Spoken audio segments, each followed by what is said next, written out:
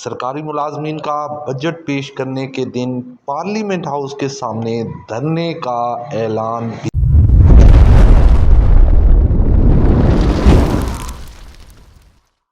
سب سے بڑا سیگمنٹ جس کو ریلیف دینے کی ضرورت ہے وہ سیلریڈ کلاس ہے، اور مجھے پوری امید ہے کیونکہ کچھ جو اس کے اوپر گفت و شنید جاری ہے اس کا میں بھی حصہ رہا ہوں کہ آپ کو اس کے اندر سبسٹینشیل ریلیف اس بجٹ کے اندر نظر آئے گا، اور بلکہ اس حد تک میں نے وزیر اعظم صاحب کو مشورہ دیا، فائنانس منسٹر صاحب کو مشورہ دیا کہ کسی بھی اور طبقے کو ریلیف دینے سے پہلے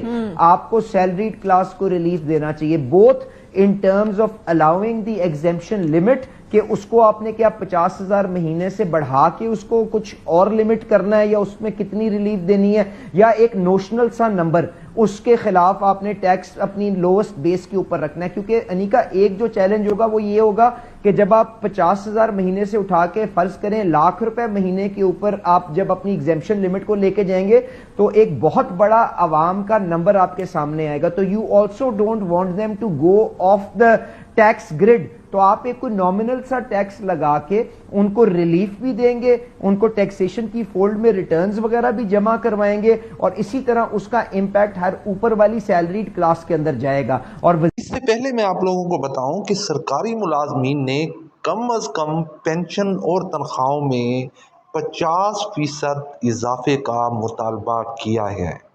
سرکاری ملازمین کا بجٹ پیش کرنے کے دن پارلیمنٹ ہاؤس کے سامنے دھرنے کا اعلان بھی کر دیا گیا ہے۔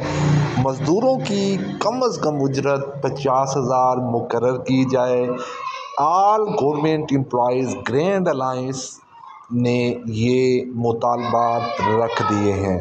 ایڈ ہاک ریلیف الاؤنسز کے حوالے سے انہوں نے کہا ہے کہ بنیادی تنخواہ میں ایڈ ہاک ریلیف الاؤنسز کو ضم کر کے اسکیل ریوائز کیے جائیں اور ان پر 50% تنخواہوں میں اضافہ کیا جائے۔